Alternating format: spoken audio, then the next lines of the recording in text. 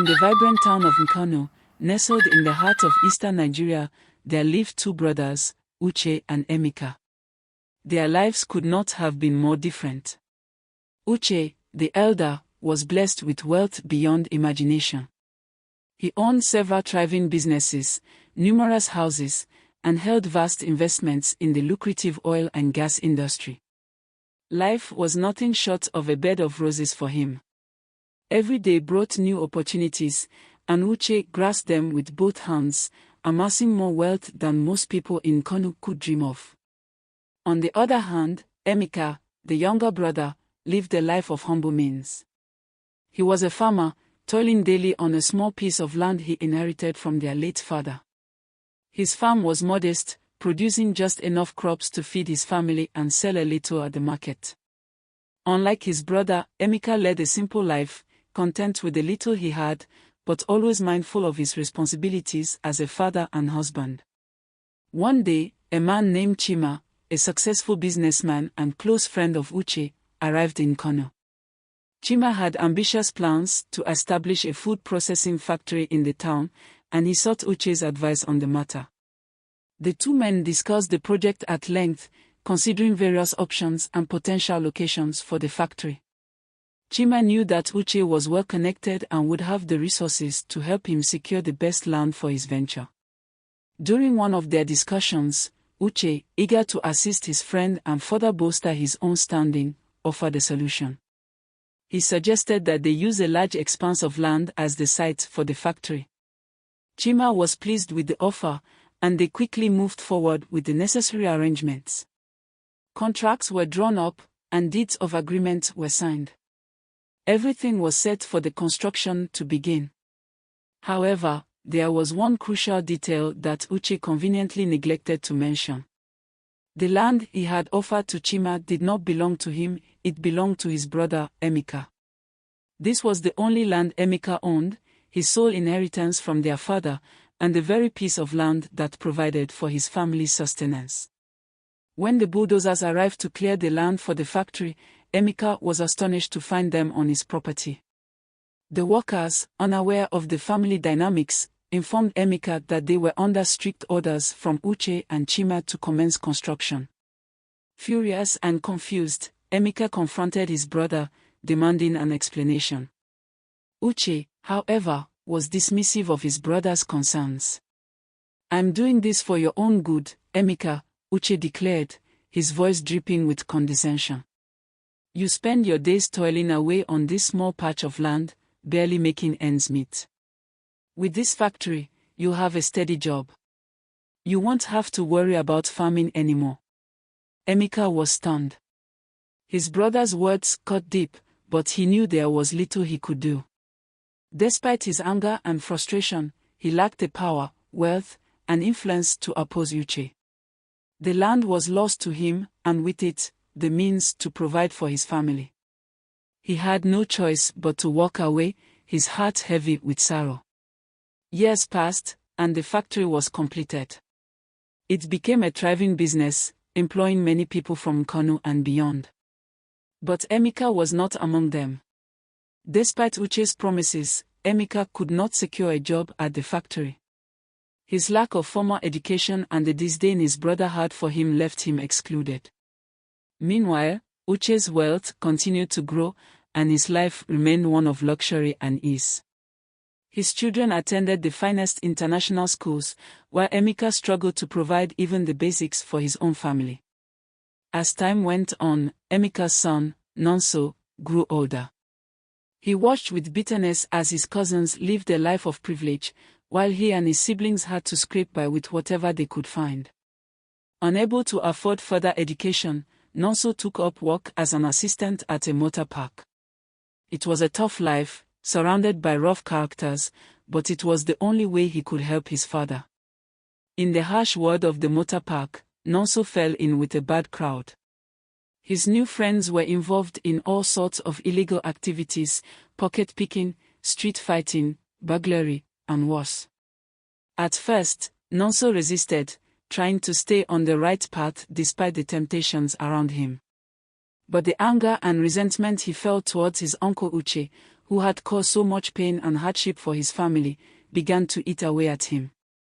One day, as Nonso and his friends at the motor park sat together, one of the boys began to talk about seeking vengeance against those who had wronged them. "It's time to take back what's ours," he said, his voice filled with passion. "Why should we suffer while the rich get richer? We need to make them pay for their greed." Nonso listened intently, his mind racing. He thought of his uncle Uche, who had taken the only land his father owned and left them to suffer. The injustice of it all fueled his anger, and before he knew it, he found himself telling his friends about Uche's betrayal. "There's this man," Nonso began, his voice low but steady. "He's my uncle, but he's done terrible things to my family. He stole my father's land that was rightfully ours. And now, we are struggling while he lives in luxury." His words struck a chord with the gang. They saw an opportunity not just for revenge, but also for profit. If Uche was as wealthy as Nonso claimed, then targeting him could be their ticket to riches. They began to plot, planning how they could bring Uche down and take what they believed was rightfully theirs. Nonso, however, soon found himself in over his head. He had never intended for things to go this far.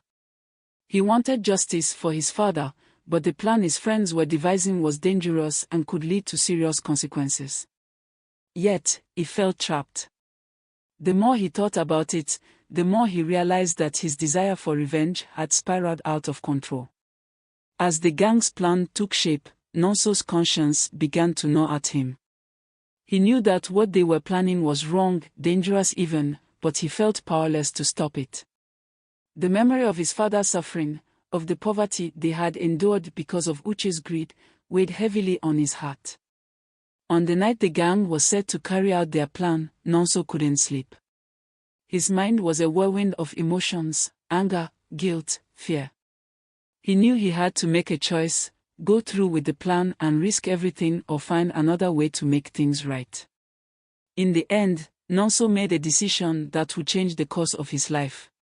As the gang gathered their tools and prepared to strike, Nonso stood up and said, "I can't do this." His friends turned to him in surprise. "What do you mean?" one of them asked. "This was your idea. You're the one who told us about your uncle."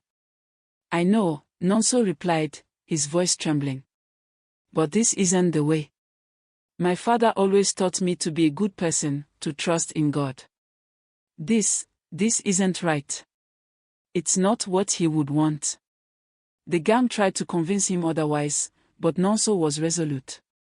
He walked away from them, his heart pounding. He didn't know what would happen next, but he knew he couldn't continue down this path of vengeance and violence. As he walked home, Nonso felt a strange sense of relief. He knew he had made the right choice, even if it was the hardest one. He prayed for guidance, asking God to help him find a way to bring justice to his family without resorting to evil. The next day, Nonso went to his father and told him everything. Emeka listened in silence, his face a mask of shock and sadness. When Nonso finished, Emeka sighed deeply. "My son," Emeka said softly, "I understand your pain. I have felt it every day since we lost the land. But taking revenge will only bring more pain and suffering. We must leave justice in God's hands." Emeka's words stayed with Nonso, and from that day on, he vowed to turn his life around. He distanced himself from the gang and found another job in a clothing factory to avoid continuing his friendship with members of the gang. He got a job somewhere far from the motor park. He began working harder, determined to earn an honest living. It wasn't easy, but he found peace in knowing he was doing the right thing. Meanwhile, Uche's life began to take an unexpected turn. He was in and out of the hospital both for himself and his family. His businesses, which had once flourished, started to fail. Problems arose from all directions that he couldn't solve, and slowly, his wealth began to diminish. It was as if the blessings he had taken for granted were slipping through his fingers. The very factory he had built on Emeka's land faced numerous challenges, and soon, it was struggling to stay afloat in business. One evening, as Uche sat alone in his mansion, he thought about his life and the choices he had made. The emptiness that now surrounded him was a stark contrast to the wealth and power he once enjoyed. He thought to himself, with all his wealth and possessions he was still lonely and fearful. He realized that his greed and selfishness had not only driven a wedge between him and his brother but had also led to his downfall. All the seers and prophets he consulted to pray for his health and businesses responded the same way: make amends to the people you have wronged. Desperate and broken, Uche sought out his brother Emeka. When he arrived at Emeka's humble home, he was overcome with guilt and shame. He fell to his knees and begged for forgiveness, tears streaming down his face. "Emeka," Uche pleaded, his voice choked with emotion, "I have wronged you in ways I cannot begin to make up for. My greed and selfishness blinded me, and now I see the consequences of my actions. Please, forgive me, brother. I don't deserve it, but I ask for your mercy." Emeka stood silent for a moment, his heart heavy with the weight of the years of suffering he and his family had endured. He looked down at his brother, now a shadow of the powerful man he once was, and saw genuine remorse in Uche's eyes. Emeka's own heart ached, not just from the pain he had felt, but also from the love he still had for his brother despite everything. With a deep sigh, Emeka reached out and lifted Uche to his feet. "Brother," he said softly, "what you did hurt me deeply, but I know that holding on to anger and bitterness will only poison my soul. Our father taught us better than that. I forgive you, Uche, not because it is easy, but because it is the right thing to do." Uche wept harder, overwhelmed by his brother's kindness. "Thank you, Emeka. Thank you," he repeated, his voice trembling. From that day forward, the two brothers began to rebuild their relationship. Uche, having learned a hard lesson about the consequences of greed and selfishness, worked to make amends for the harm he had caused. He sold some of his remaining assets and used the money to purchase a farmland for Emeka. He also helped him to expand it so that it could provide a more stable income for his family. Emeka, in turn, welcomed Uche's efforts with an open heart, though he knew that material compensation could never truly erase the pain of the past. Still, he was grateful for the chance to heal their fractured bond and move forward in peace. As the years passed, Emeka's farm flourished. With the new resources and support from his brother, he was able to grow more crops, hire workers, and even start a small business selling produce to neighboring towns. His children, too, benefited from the improved circumstances. Nonso, who had once been on the brink of falling into a life of crime, now walked alongside his father on the farm, using his energy and determination to help build a better future for their family. Uche, though no longer the wealthy man he once was, found contentment in the simpler life he now led. He had learned that true happiness did not come from amassing wealth or power but from living a life of integrity, humility, and love for others. He spent his days helping his brother and giving back to the community he had once overlooked in his pursuit of riches. The town of Nkano also saw the positive changes in the brothers. The story of their reconciliation became well known, serving as a powerful reminder to everyone about the dangers of greed and the importance of family and forgiveness. People often spoke of Uche and Emeka, using their tale to teach their children valuable lessons about life. As the brothers grew older, they became closer than ever. They shared their joys and sorrows, supporting each other through the ups and downs of life. They knew that they had both made mistakes, but they had also found the strength to overcome them, to forgive, and to grow. One day, as Uche and Emeka sat together on the porch of Emeka's house, watching the sunset over the fields while roasting fresh maize, Uche turned to his brother and said, "Emeka, I have spent much of my life chasing after things that don't matter. But now, I see that the greatest riches are not found in wealth or possessions, but in the love of family and the peace that comes from doing what is right." Emeka nodded, his heart full of contentment. "You're right, Uche," he replied. "We may not have everything we once dreamed of, but we have each other. And that is more than enough." The two brothers sat in companionable silence, munching their roasted maize, their hearts at peace. They had learned that life was not about what you could take from others, but about what you could give. They knew that the true measure of a person was not in their wealth or status, but in the kindness they showed and the love they shared. As the last rays of the sun dipped below the horizon, the brothers knew that they had found something far more valuable than money or land. They had found each other. And in that, they had found true wealth, the kind that could never be lost or taken away. Uche and Emeka continued to live blissfully in their winding age, their tale of greed and selfishness now transformed into one of forgiveness, redemption, and love. Which reminds everyone that the choices we make define not just our lives, but the lives of those we love. For in the end, it is not what we have that matters, but who we are and how we treat those around us.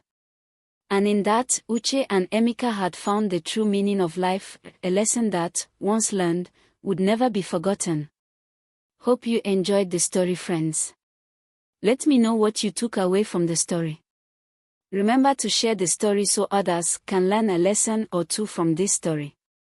If you have contributions, please leave it in the comment section. I would love to read and react to your comments. Just one more thing. Don't forget to give us a thumbs up, it helps our channel grow, and remember to subscribe to our channel if you haven't. Thank you.